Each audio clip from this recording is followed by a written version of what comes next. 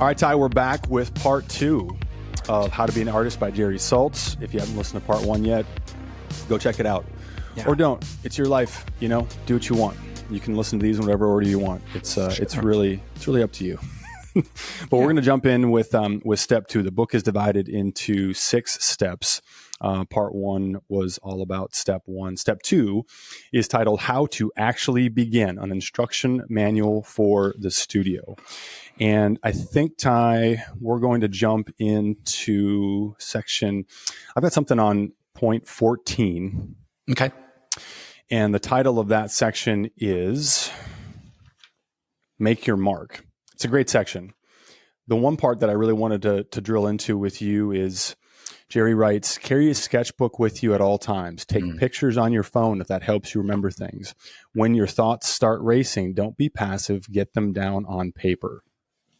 And this goes back to, the Louise quote, tell your own story. Mm-hmm. I think for me, and you and I've talked about this a lot, but the practice of just capturing ideas, capturing thoughts. I mentioned David Lynch in the previous episode, and there's our David Lynch episode as well.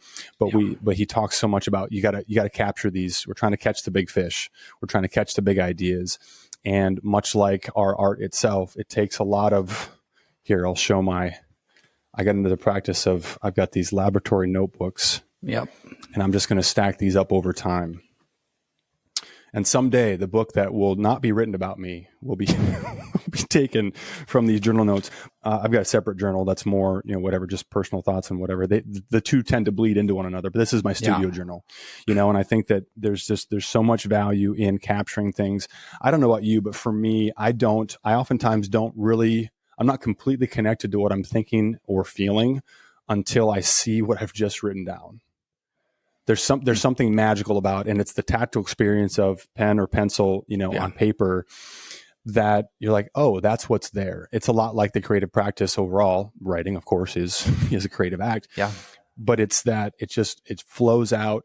And when I'm not censoring myself, when I'm not trying to write something that's good or cool or whatever, when it's just flowing, I have a lot of those moments where it's like, oh, that's what's going on here. Yep. It also applies to the work. This is the journal that I sit with when I'm listening to, the work and trying to just sit with what might be next. This is where I audition, different potential, subsequent moves and write them all out. No bad ideas.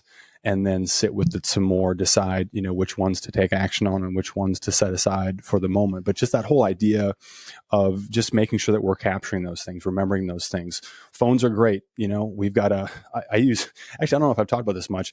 I use the voice memo app on my phone. Same. And that's something that's become kind of a almost every night drive home. It's a way for me to decompress and be able to kind of reset for, whatever's next in that night, to be present with the people that I may be spending time with, my family or whomever. And also just putting the day of the studio to rest a little bit, but it's capturing. I mean, I've got probably hours at this point. Some of them I revisit, some of them I don't, but it's just capturing those things, right? It's getting into the practice of capturing those thoughts, those ideas, the imagination on paper or on audio, to be able to, if nothing else, just purge it.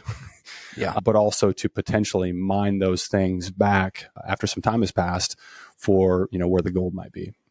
Yeah, I have a journal with me 90% of the time. So whether it's a little pocket one that just fits in my back pocket, or it's my bigger journal that, is in my backpack or my bag when I'm going places to read or whatever. But I also use my phone to do audio recordings, but I record more audible sound than I do me speaking. So I will, if I'm at a coffee shop writing and journaling, I'll just hit record just to record the audible sound that's going on around me. And so I love that, in the audio notes on an iPhone, it gives you the date and the time and the place where you are, right? Where you're listening. So it kind of labels it all that way. What do you do with that then? What do you do with that later? I will write to it at times. So I'll put it on and I'll write poetry to it. And it's kind of a place and time. And I can remember the thoughts I was having in that moment. So it could easily be me working on a piece and I was writing poetry about, let's say, a memory of my father and I when I was younger, and I was writing a poem about that. I can play that audio and it almost takes me right back to that memory that I was writing about in that moment in that time. So it's just another little mental light bulb. I love that. Another little electric trigger that can trigger things and moments for me. But I think that's what we're talking about, right? Is like gather all these things, collect these things, and then use them to make your mark. And I love on page 28, he says, as you work, pay attention to everything you're experiencing. Don't think good or bad. Think useful, pleasurable, strange, or lucky. So I gather everything. And I honestly, when I go to galleries and museums, I have my notebook. And I'm not sketching. I'm writing about what I'm feeling. I'm writing about what, if the work stops me, I sit and I write about it. Because I know when I get back to the studio, all those things that I wrote are going to be in my head, stored in my subconscious. And those feelings, those emotions have the potential of coming out in my work. So skipping ahead a few to 16 on page 34, we've talked about this a lot in our steal and copy episode as well. Like imitation is a key to learning. And so I just want to reinforce that. I'm not going to go into it deeply, but we're all going to start as copycats. Like he says that right here, trying on other people's forms and styles for size. It's fine, but don't stop there. You want your work to progress past that at some point. Listen, we are all starting to create from things that we liked. You can be the artist in the MFA program that says, I'm not looking at any art and I'm only going to make my own original work. No, you're not. Sorry, your subconscious is too powerful and too strong for that to happen. Anything you have seen in your years previous is going to come through in your work. So even if you stop looking at any art or anything, you're still going to have all that, and imitation is going to come out. It's okay. The best artists imitate, the best artists steal, and then become themselves over time. You have to practice. You have to try. You have to try things that you like, that speak to you, that influence you. Over time, though, the more work you put in, it will become your gestures, your marks, your shading, your figures, your ideas, your identity will start to come out in that. So imitate and then separate. That last sentence, think of yourself as landing in a huge coliseum filled with ideas, avenues, ways, means, electromagnetic pulses, materials, and internal game theories. Make these things yours. This is your house now. Yep. It's and funny. What do you do in your house, Nathan? Well, when that's what just actually jumped. None of your business is what I do in my house, Ty. First of all, no, but I'm thinking about mostly sleep is the answer. This is your house now, but you think about you move into a house. It's decorated. I mean, assuming that whatever it's empty, but it's decorated a certain way. The walls are colored a certain way. There's things about it that it's livable, right? You can just live in the house that you move into and just say, this is mine now. But to really make a home yours, for the most part, you're going to at least make some changes to it. You're going to change some fixtures. You maybe are going to, renovate an entire section, blah, blah, blah. You're probably at least going to paint the walls. You're certainly going to move your stuff in, which changes a space fundamentally right off the bat, right? But you're making it yours. And over time, it becomes more and more yours. And I don't know about you, you move into a new place. And for a while, it feels like you're living in, like, I guess this is mine now, but it doesn't really feel like home until you've spent time there and until you've made it yours. And that's really, I think, what Jerry's talking about in terms of our practice is, we're absorbing, we're collecting, we're picking up all of these different things from all of these different places. But this is your house now, right? So it's our responsibility to make it ours, to make ourselves at home, and to find a unique place that is ours and ours alone. Yep. And that place, your studio, your place to work, that place where you're making things, section 17 is your sanctum. You're Segway guy today. I'm gonna call you Segway guy. Segway. You're two wheels and a really long handlebar, and I'm just moving. I'm moving us on. I'm leaning forward. Go ahead, editor Ty. Go ahead and drop in the chimpanzees riding on a Segway clip. Perfect. Forgot about that one. That was a good one. That's a good classic video. Yes. You could sing that song now that I planted that seed. It's in my head and it will not leave. All right, off we go. Off we go. Our 17. laboratory. Right, it's our laboratory. Yeah. It's our place for inventing things. It's the mechanic's garage, the seance chamber, fortress of solitude, whatever you want to call it. I always call it my playground and my place of worship. Yeah. Because it's a very spiritual place for me, but it's a place where I am so free from any restrictions or anything that it's like I'm in second grade again and the bell went off and I'm running out to that place that I've been staring at through the window for hours trying to get back to. And you know that once you get out there, you're free. Yeah. I can do whatever. I can run around. I can do whatever I want, hang out with whoever I want to. There's nothing. So that's kind of how I view my studio. You know, it's that place to go into. And I love that he says in the studio, this is great. Get into your body. I love that. Like really get into yourself in this moment. Breathe, pace, do whatever it takes to prepare yourself. Have a little ritual. Have a little something you do. You know, our buddy Kyle Steed does breath work, right? And kind of when he goes into the studio, he sets out, does some breath work. He meditates in the middle for a while. He gets into himself before he starts to work, whatever that is. And I love the very last sentence here. The studio should be a place of no shame. No shame. Nothing, where you're open to surprise and humiliation, when you're never afraid of silence, where you sit sometimes for hours just looking at what you made, not knowing, letting your mind drift. Tomorrow you come back and work some more. And I tell artists that I work with all the time, it is a place of no shame. Yeah. You can be as humiliated as you want to.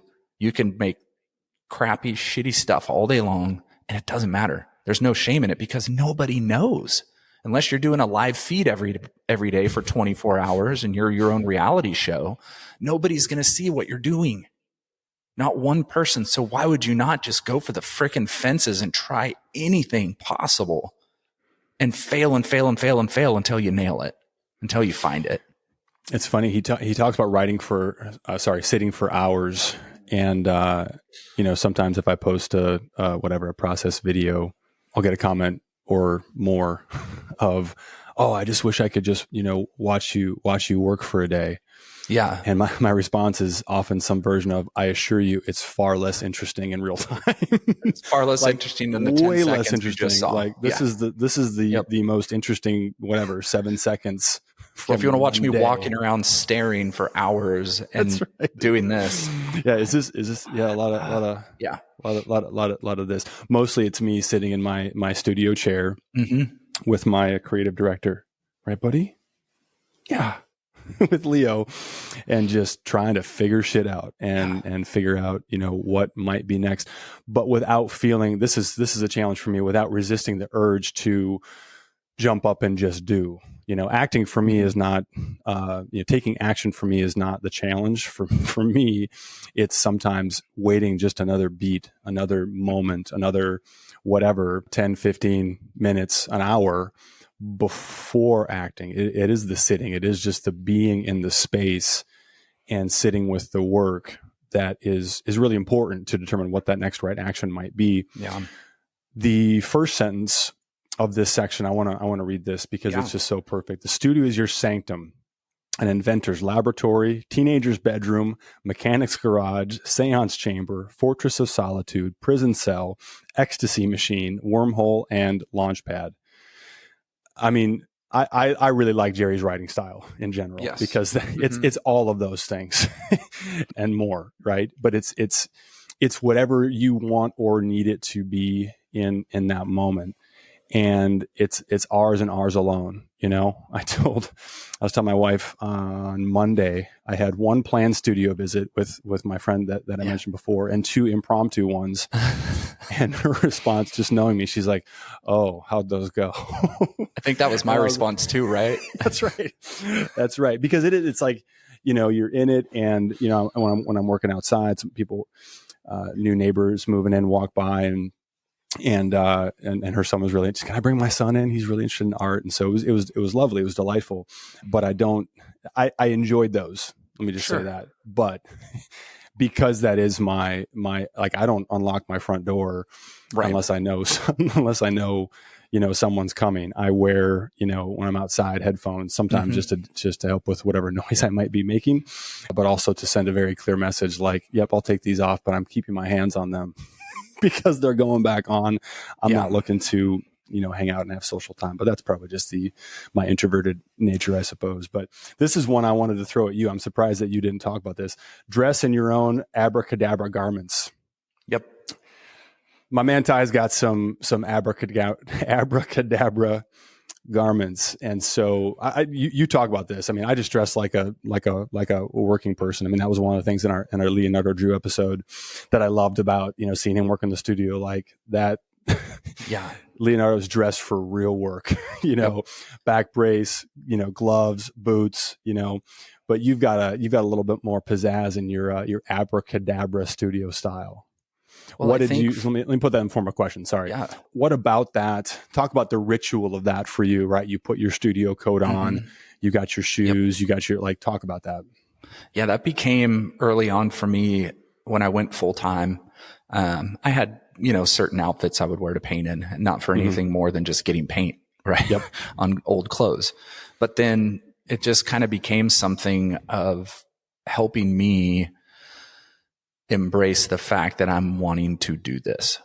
I am an artist. I'm not an entrepreneur. I'm not a PR director. I'm not an art director, right? My past life things. No, I'm an artist. I am going for this.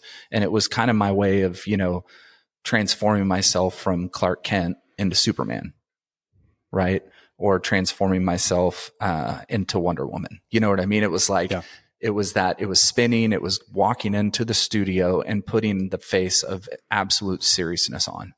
Yeah. Of I'm here to work, I'm here to do this. And so I kind of, my favorite thing in art history is seeing artists in their studio clothes. That's my favorite thing. Seeing Helen in her apron, seeing Pollock in his paint covered boots, seeing John Michel in his wooden shoes and the clothes he would wear, like those things, him barefoot with ripped jeans and no shirt on and paint all over in this Mary Boone studio. Like those things are like what drove. And it's like, I need to live like the artist. But I also took that the other step later on and went, well, I'm going to wear that anywhere I go. So you'll see me at the coffee shop and I'll have my studio clothes on. I'll have my, and it's a way for me also to be educator because somebody will always ask me, hey, I like your pants. Are you an artist? Like, yeah. Oh, what do you do? Well, now it's time for me to educate somebody. Well, this is what an artist does. Oh, I'm just here studying today, but I'm usually in my studio. And so, but for me, that really was a mindset shift that I feel like took me from playing the game to getting in the game. Yeah. So I love that. Section 18, again, get the book, read the book. It's really, really, we're just touching on some of the highlights that really stick out to us that we wanted to discuss today. But one of the really cool things about this section in particular is that Jerry adds a number of exercises that are recommended and really, really interesting.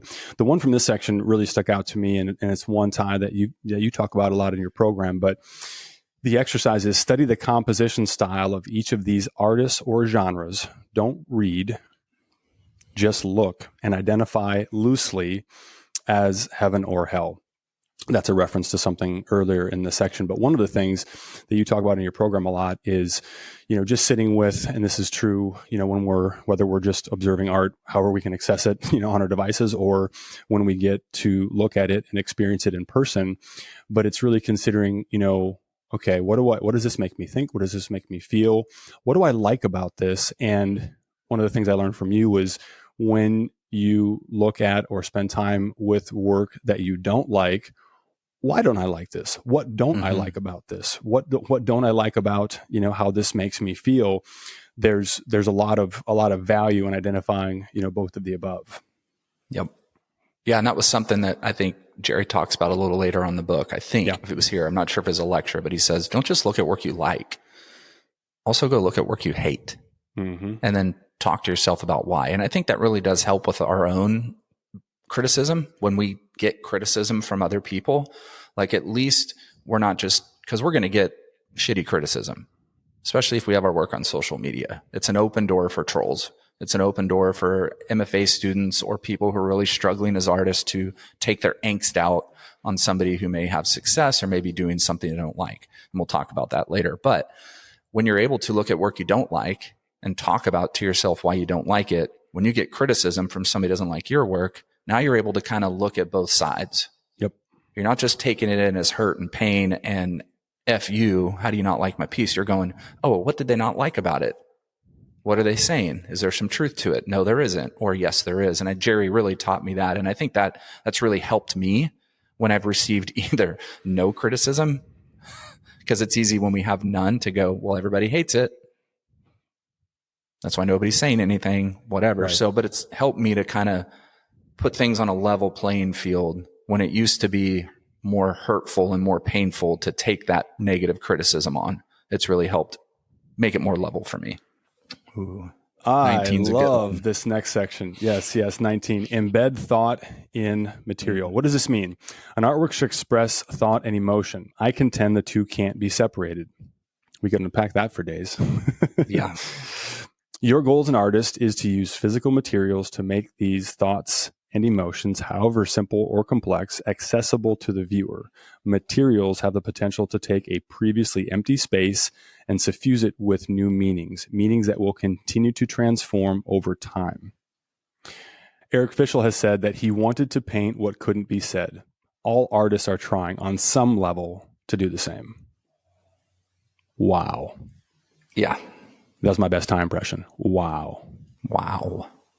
I want to say something about that. I want you to say something about that, but Yep. I kind of just need to sit with it first. Yeah, that's. I know I love it. I know. I know. I've got stars and arrows everywhere on this. This is the challenge, right, Nathan? This is the challenge for an artist. It is our goal to use physical materials to make thoughts and emotions accessible to the viewer. Yeah, that is the biggest, the greatest single challenge for the artist, because we're creating us. We're creating our story. We're creating what we want to say. We're creating us. The challenge is, how does us become accessible to the viewer once it's on a wall or in the middle of a floor or filling a space? Yeah. Right. You're taking what didn't used to have anything and you're now creating something that's going there. How do we make that accessible to the viewer through thoughts and emotion? And I love how he says here at the bottom, after he talks about what artists work with in materials: my materials are words and sentences, similes and conjectures. They are all embedded with the way I think and feel. If you are able to do this with the materials you choose, even if viewers misinterpret your work, it will strike them as distinctly yours. And this will give your materials agency and energy. Distinctly yours. Yours Distinctly italicized. Distinctly yours. That's what we're after. And I mean, embed, listen. Yeah. That's why you talked about, if you were going to come and watch me in the studio for an entire day, it's going to be a lot less interesting than the 10 seconds I shared on an Instagram reel. Right.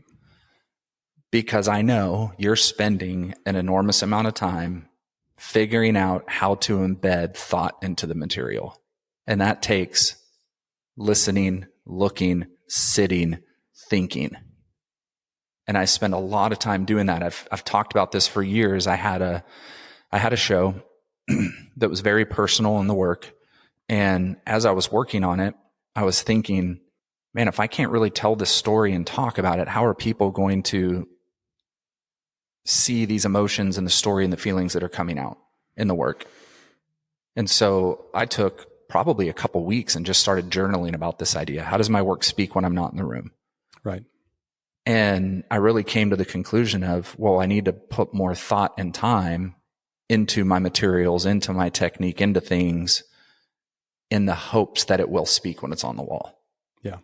And so time went in not only to the work, but the titles that didn't give away information, but the entire body work read like a book. It actually read like a monologue or a dialogue from each title throughout the work, from work number 1 to like work 28. And I had a few pieces in an exhibition in Austin, and I came in, I think it was the second morning of the exhibition, and there were 2 women by the work, by a couple pieces, and they said, "Hey, we have a question for you." And I was like, "Yeah." And they said, "Hey, this feels like it reads like a story, like a really personal story." And we're both theater majors from UT, University of Texas at Austin. And we were in here looking at it, and we ended up going through and reading this as a dialogue with each other. And we were just in tears. And I was like, that's it. Like, that's what my hopes were. Mm-hmm. You know what I mean? And I think if I hadn't spent as much time really thinking through and just making without spending the time, it may not have been as accessible to the viewer when they saw it, and were able to translate that. So that's something that I'm constantly thinking about and processing when I'm in the studio with my work. The material is just material until we do something with it. Yep. And as someone who is working with an ever expanding range of found and discarded, mostly industrial waste, it takes time to figure out what the material itself is saying on its own. And to then, so it's a 2-part process for me, probably more than that, but to simplify it, what is the material able to physically do? How can it be transformed? I was joking with somebody the other day. I was showing them some work that had the coroplast on it. And I said, this may or may not be true, but I'm fairly certain that there's no one else on the planet who knows as much as I do about how this material behaves when it's exposed to heat and cold and water and acid. And like it's for me and you, it's that process of really like boiling it down to its essence, seeing what the material has, what vocabulary does the material itself inherently have to be able to communicate. And then the second part of that process is, okay, great. Now I know how to manipulate it, how to transform it. Mm. What do I want to say with it? What do I want the material to say without me in the room? Right. Yeah. And that's really where I think the magic happens is, if the goal is to have viewers interpret, misinterpret, whatever the work itself, but to strike them as distinctly yours, this will give your materials agency and energy. I love that. Yeah. And he says on the next page, just over at the end of the paragraph, a work of art cannot depend on explanation. The meaning has got to be there in the work. As Frank Stella said, there are no good ideas for paintings. There are only good paintings. The painting becomes the idea. Yeah. I think that's something that Jack Whitten was constantly wrestling with. Yes. Constantly wrestling with. He wanted his work to exist, not be defined. Mm-hmm. You know what I mean? And so he's constantly trying to find the way that the work, when it's up, it exists and it lives. Yeah. Without a definition. You know what I mean? To have this life within it where he felt like other artists just were creating something. Yep. They were defined by the genre that they were creating in and just fitting into it. He did not want to be that. He wanted his paintings to exist on their own. He wanted the painting, like Frank Stella said, become the idea. Yes. Well, we talked about this in our Leonardo Drew episodes as well. He talks about that, right? How he uses letters and numbers. He just, I don't want to give you any additional information. Clifford Still, same thing. Just, this is what it is, and do with it what you will, but I'm not going to give you any clues. I'm not going to inform your experience with it. So, and thinking back to Louise Bourgeois, when she said, if this doesn't touch you, I have failed. Yep. It's got to touch you, not by interpretation or by explanation, or how did Stella say it? The work cannot depend on explanation, right? Yeah. We've talked about this a lot in previous episodes, but it's something obviously that we both feel strongly about. The painting becomes the idea. And he closes this section with the Jay-Z quote. You make materials do more work than they normally do to make them work on more than one level. You make materials do more work than they normally do to make them work on more than one level. Yep. I got nothing to add to that. I just want to read it, I guess. No, I think the only addition to that is on section 20, the last sentence there on page 45. He says, art is like a burning bush. It puts out more energy than went into its making. This is what is meant by ars longa. But think about, that's everything that we just talked about there.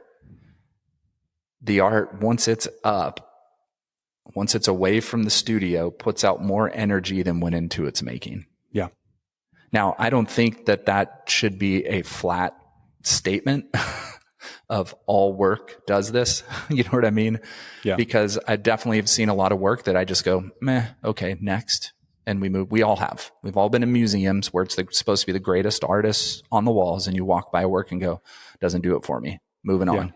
But then there's a work you've never seen, and you just, your breath's taken away and you can't breathe, and you're like, what's going on with me right now? Holy crap, this piece of art. That is when the work is putting out more energy than went into its making, and it lasts. I want to break forever. this whole section down because because I have nothing but arrows and notes and things underlined. Art, section 20. Art is a flatworm. Like a flatworm, art possesses the astounding ability of regeneration. Split your work in any way, lengthwise, widthwise, into irregular pieces, using just one idea or element from the whole, and it can grow into an entirely new organism. I don't know why this came to mind when I was reading this, but it's like kombucha or sourdough bread. I don't know what that's called. I've never made either one, but I know there's a fermented, like a mother sort of. Yep. What's it called? Do you know the word for it? At least one listener's screaming it right now, but whatever. I know. And my neighbor would be ticked at me because he makes sourdough and leaves me bread on the fence all the time. Yeah, I love it. So yeah, I mean, but that's the point, right? It's like using just one idea or element from the whole, it grows into an entirely new organism. Every part of this new entity, in turn, will have the ability to engender another new form, which may itself grow into a self-sufficient organism that retains the memories of the original. Yep. It's the sourdough starter. It's a living culture. Yeah, culture. So all it takes is a seed. All it takes is a starter, right? We pull the thread, we see where it leads. We start on the trail like we were talking about in part one, and we wander off course into the unknown, but it's still going to have the memory of the original. There's still going to be a through line from where it started. Yep. But where it takes us is that's the great unknown. You know, he writes, vivisect yourself. Any material, gesture, color, surface idea can grow again into a new branch of your work. It will have the potential to develop in unforeseen ways, to accrete and conjoin into new structures that will almost inevitably mean more than you've intended.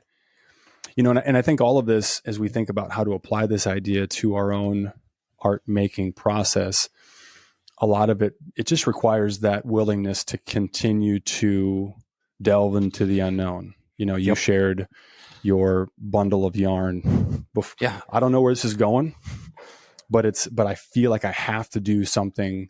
Thank you.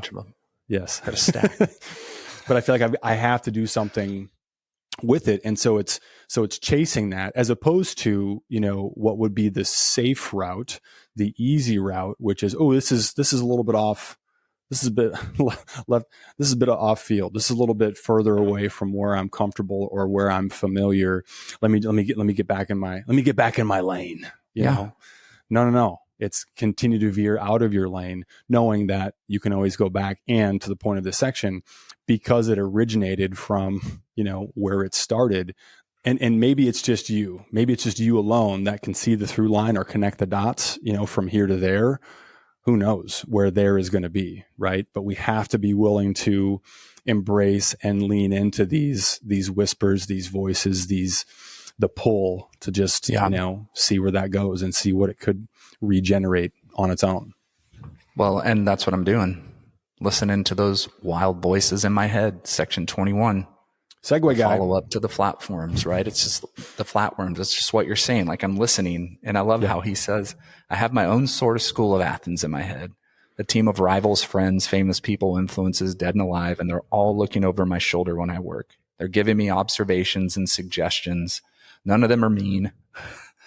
I love that. He's like, I have all these things that are constantly going in my head. Whitman pushes me to merge my work with anything. Melville gets grandiose, and Proust drives me to extend my sentences till they break up and my editors cut them down. Think about the voices in your private psyche. Get to know them. They'll always be there when things get tough. Like, I hammer this into the artists in my program's head constantly. Read, study, read, look, read. If there's an artist that you love, there's a reason why. If that you love their work, what their work says, all those, maybe you share the same thought process as them. Maybe you share some type of connection with them creatively, artistically, the way you imagine things, that you're drawn to that person. Study the hell out of them. They're a peer. They're a mentor. They're a teacher. They're a coach. They're a spiritual guide, whatever. So I'm always, when I'm like, what would Louise Bourgeois say about this? Mm-hmm. When I'm working on something and I'm like, I really want the emotion of this story to come out from my past. How would she deal with this? Well, I sew, she sews. I love fiber. She loves fiber. Is there a way for me to bring some of those elements in, right? I'm thinking about artists who work with negative space very well, like Joan Mitchell, Cy Twombly, Anthony Tapez. And I'm thinking about what they would say about composition when I'm working on work. Those voices are always in my head. And that helps me when I get stuck and I'm frustrated. I can't figure things out. I have these coaches, these mentors I can fall back on.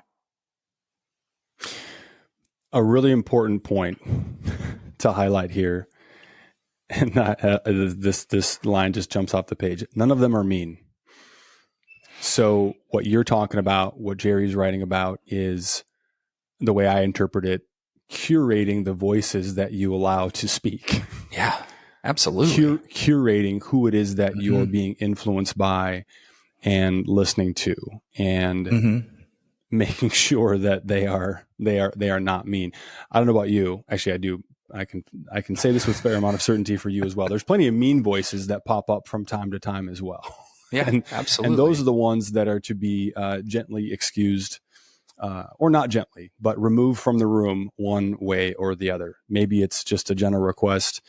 Maybe we got to call the bouncer over and say, this person is not contributing to the vibe, but right. But it's being intentional about, who we're listening to, and really listening with intention of, is this a mean voice? Because if it's a mean voice, it probably doesn't belong. Yes. Yep. Speaking of voices, see, I'm trying You to are. be a, Good job. 22, find your voice, then exaggerate it. If someone says your work looks like someone else's and you should stop making it, I say don't stop, not yet. Do it again. Do it 100 or 1,000 times. Then ask an artist, friend, someone you trust. Highlight those words. An artist, friend, someone you trust, whether your work still looks too much like the other person's art. If your friend says yes, try another path. And then he uses the example of Philip Guston, which is perfect. And this is, again, another reason to get the book, because he shows two perfect examples of what Guston was doing in his, ABEX phase in the or whatever period in the 50s. And then what it became, this piece is from 1969 when he started to do the work that he's, now probably best known for, but it's a wild transformation, Okay, so then Jerry goes on to write about Guston. His story is also an example of how artists can't always control or even predict the results their machine creates. And so I think about this, Ty, like, to get here, we have to let go of the compulsion to control, to direct, to predict, to influence. We have to get in the passenger seat, or the back seat, or the freaking trunk. You know what I mean? Like the motion, someone else is driving is kind of the point. The machine, in Jerry's example here, the machine of our practice, the machine of our art making process is what's going to take it wherever it's going to go. And for me, the less I feel like I am driving, the better off I am. I'm thinking about, and we're going to do we're preparing for a Philip Guston episode as well, but I'm thinking about from the doc. I'm going to paraphrase here, but he's speaking to somebody in the studio, and he says, when you start, there's all these different people in the room. There's dealers, there's critics, there's curators, there's collectors, there's museums. And he goes, and after a while, they all leave. And then hopefully you leave as well. I love that. We'll talk all about that in our Guston episode, but that's, I think, what Jerry's talking about here. But I think to get there, we have to get to a place where we can let go of the wheel, let go of control, resist that compulsion to direct exactly where we're going. Yeah. And man, I had this conversation with one of my current mentees a while back, and actually quite a few artists that have been through my program, because they'll have other artists that say, oh, your work looks too much like so-and-so. Your work looks too much like this. Your work looks just like this. Do something else. And I always say, no, you're not even anywhere yet. It's like, now, if you're starting to get into galleries and your work's starting to move and your work still looks just like Frankenthaler's, or looks just like a Cy Twombly piece, or looks just like a Mark Bradford piece, well, it's time to start changing a little bit. You know what I mean? It's time to start evolving. But in the beginning, when you're starting out and you're not even anywhere yet, you need to practice. Keep making more work that looks just like Joan Mitchell's work. Keep making more work that looks just like so-and-so's work. Just keep making it, because eventually you're going to find you in it. And I'm not saying take a painting and copy it. Sometimes, yes, do that in your studio, but don't put that work out the door. If you're really working on gestures and marks and you're trying to copy some Cy Twombly things and what he's doing, I've done this in the past. Every artist does. And if they say they don't, they're lying. They're just scared to admit that they were copying somebody to get to where they are. This is part of it. Every artist in history has done this. You're going to practice. That doesn't mean that piece that's an exact replica of a Cy Twombly goes out the door. Let's practice. You're going to find yourself in those things. That's how we learn. That's how you practice. When you go to art school, you're trying, you're practicing, you're doing things. The teacher's telling you how to do them. You're learning all these things. Not everybody has the ability to go to art school. So you need to practice in your studio. You need to teach yourself. What's the best way to teach yourself? Copy what others are doing. Was every great musician in the world done? They've learned certain songs first from other musicians and then created their own music out of their subconscious and the way things go. The best writers are influenced by other great writers. The best filmmakers are copying other filmmakers, and they're making better films than that filmmaker did, or worse, just depends. But so, and look no further than any of the above. Writers, musicians, artists. I mean, the early work is almost invariably a copy-ish, imitation-ish version of something else that was better known, that was their starting off point, When Jerry talked about Mary Shelley, how many Frankenstein films have been made? Yep. How many books have been written with the same idea? Yeah. Doctor, person creates something new that becomes a monster, right? It's like, so many monster stories come from the same idea. It's just been redone, some terribly, some better, but it's taking a general idea and it's working off of it. That's okay, people. That's all right. Don't be discouraged. Find yourself in it, though. Don't stay in the one formula. Deviate into other formulas from that formula that you love. That's where you find you. Yes. 23, clear the studio. Agnes Martin. This is just when you're stuck, muddled, or you feel you can't move on, try clearing your studio or cleaning it, picking up, sweeping, moving things around, making new piles of old clutter. My wife is a world champion of this last technique, which helps her write perfect text. You can do this every day. It's a way of being physical, breathing into the work, creeping up on a task at hand. Maybe you'll find something in a pile that sparks a new idea, mushrooms into fresh growth, and you'll be making space for what Goethe requested on his deathbed: more light. More light.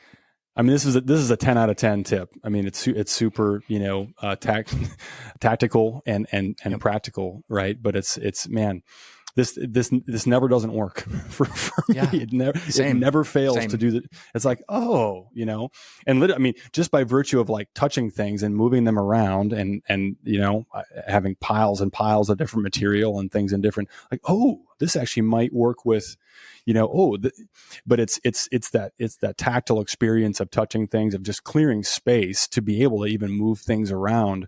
When I'm stuck, this is first on the list of ways to get the anti-Francis Bacon. Yeah, correct.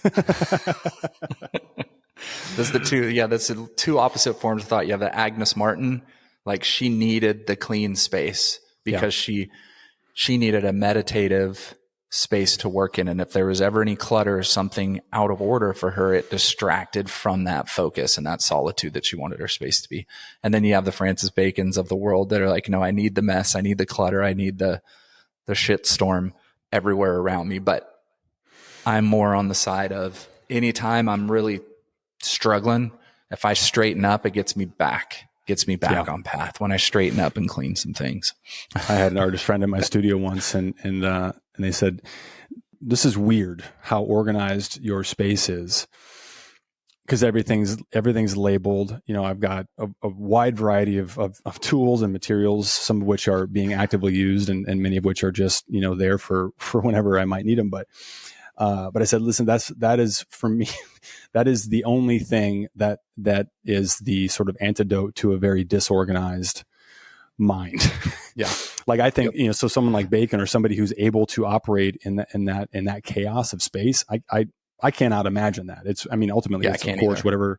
whatever works for you. But I need to know that when something pops to mind, I know where the thing or things that I'm going to need to execute are, and I can get to them and pull them out and have them in my hands and be getting after it right away, as opposed to, well, I think it was over here in one of these piles. Let me waste the next hour trying to find it, dust it off, and by the time it's finally in hand, the moment's gone. So clear the studio, kids. 24, no wasted days. So good. Your artist mind is always working, even when you think it's idling. In the studio, even doing nothing can be a form of working. This is also true when you're out walking, traveling, worrying, staying awake all night, whatever. All these things will be a part of your work. Even when you seem to be going nowhere, things are happening. You are your method. Your life is a part of your work. A bad day is a good day, the painter Stanley Whitney said. Yes. Because a bad day is when you're trying to take it to a different level. Yes. This is a mantra that is to be memorized, Ty, and repeated as many times as needed for it to really, sink in. I have to remind myself of this all the freaking time. I'm an achiever. I want to get things done. I want to have this. I'm chasing this feeling of accomplishment, all the time, just going around trying to gobble up little gold stars, throughout the day to try to make myself feel like I'm okay. But that mantra of there's no wasted days, and I had this realization a while back. I'm curious if you've had anything similar happen to you, but I had this realization that especially the days that when it feels like nothing happens, when I'm closing up the studio and I'm walking away, I'm just like, well, shit, that was just an absolute, I might as well have not even done anything today. Almost invariably, the next day, things just flow. So this is one of those like reinforcing beliefs that may or may not be true, but I try to lock that in when I'm like, nope, tomorrow's going to be great. No wasted days. I've never had 2 bad days in a row, because it always is what sets up, what's next. Maybe it's the next day, maybe it's not. But the point is, no day is wasted. No effort is wasted. No time when the machine is running, when we're taking action, when we're in our space, when we're doing the thing, is truly wasted. I think this is just a mental landscape for me that I have, I think, grown into, to where I'm now at that point in my life with my desires and my dreams for where I want my art to go, to be able at the end of a bad day to take a deep breath and go, I'm so glad I went through that. Because I know, like Jerry says at the end, the artist says, like, because that's a day that's taken me further than a day where things were going right. Yeah. Because in history, struggle gets you somewhere. A lot where you end up stronger, more developed, with more wisdom and more knowledge through struggle than through ease. Yeah. And so the friends that I have who have been through enormous struggle, friends of mine who are first generation immigrants who have gone through enormous struggle, there's just something about their character, their personality, their fight, their openness that just dominates people who haven't been through the struggle. Now, I'm not saying there aren't people at the same level who haven't been through struggle, but they may have gotten there in a lot longer time or a lot different scenarios. But struggle creates greatness. I truly, truly believe that. And as an artist, if you're willing to struggle and be okay with it, the things that will come out of that will shock the hell out of you. Because I see artists all the time. The next page leans into this 25, know what you hate. It's probably Hold on, you. let me speak to that. I just want to I want to finish this though, just because that next page, I hate, and I don't like hate. That's such a strong word. I really dislike when I see art that I can tell has not gone through a struggle. When I see art that is void of emotion or character, that seems very untruthful. And I can see that whoever it was in the studio, because of Instagram these days, that they're just kind of going through the motions. And so for me, I don't want to be that artist. So I recognize things that I dislike, and I pay attention to them to remind myself to not be that. And I think part of that is the struggle. I don't agree with that. Maybe we just have different perspectives. We really need to spend time when we don't agree. Which part because do you it not? Doesn't happen very often. Well, the part where, I mean, what you're saying to me, and maybe I'm just misunderstanding you. I'm not that bright. It's entirely possible. But to me, what you're saying presumes that you know what struggle looks like for them and their practice, which I would argue is impossible. Well, Do you know what I'm saying? yeah. And without trying to sound like I'm a overconfident. Be snobby tie. I love snobby tie. No, you know what? I'm going to be snobby tie. I'm just going to be snobby tie. I've been around art so long, and I've looked at a lot of art. I've spent a lot of time in a lot of artist studios in my 50 years here on this earth. And I spent a lot of time with artists, period. And I study art like crazy. And I think it's easy for me to separate those who are really struggling to grow in their work and those who are just making the work. Now, do whatever you want. That's okay. I mean, this is my opinion. This isn't based on fact. This is my opinion. I really feel like I can see work that's powerful and work that isn't. And the separation is those who are really struggling through growing and experimenting and doing things, and those who are just kind of following a trend. And so that separation of what I feel following is a trend that introduces a whole new element into what you're saying. And that's what because an artist who follows a trend, it just looks like everything else and it's void of something. But artists who are kind of bucking the trend and really struggling and working through things, something's happening. There's something, there's a pull, there's truth within that work, and that pulls me in and separates the other for me. That's really what I'm trying to say. Copy. Understood. All right, let's close out part 2 with the last section in, what are these called again? Lessons? No, they're not steps. Okay. Let's close out part 2 of this podcast series on how to be an artist by Jerry Saltz by finishing step 2, which is number 26, finish the damn thing. Everyone thinks their work might be better if only they had a little more time with it. Yep. Isn't that true? Yes. Skipping down. Your work will never be perfect. Perfect doesn't exist. Nothing is ever really just right. There's always more you can do. Too bad. It's as good as it can be right now, and that's probably more than good enough. You'll make the next one better or different or more like yourself. Do not get hung up working on one super project forever. For now, make something, learn something, and move on, or you'll be buried waist deep in the big muddy of perfectionism. Yep. I mean, we kind of could have done this all the time. We could have just read this and been like, yep, and then called it, moved on to the next section. But it's so true. I mean, it's just so true, right? Like, I have not had every show has culminated in me finishing work with the flurry, pulling more all-nighters than I had since trying to cram for exams, in college, just frenzied, flourishes of this just has to get done. Yeah. And, delaying shipping, flights, all of those things until the last possible moment. And one of the things that I've learned about that is that, like, looking back at some of the work where I was like, well, I think this is done. It has to be, right? When there actually are, you know, in our regular practice, there aren't a lot of firm, you know, deadlines. And what I'm referring to is like that last, you know, whatever 2 or 3 pieces of many others that have been done for quite some time.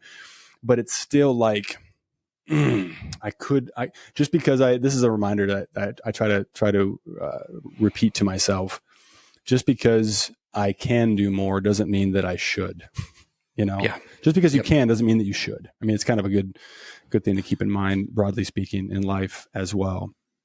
Usually for me, I'm working towards a show, so I'm pulling those all-nighters and I'm doing a ton of stuff, and then I get to the last few pieces I'm working on, and then I hit a stride. Yeah.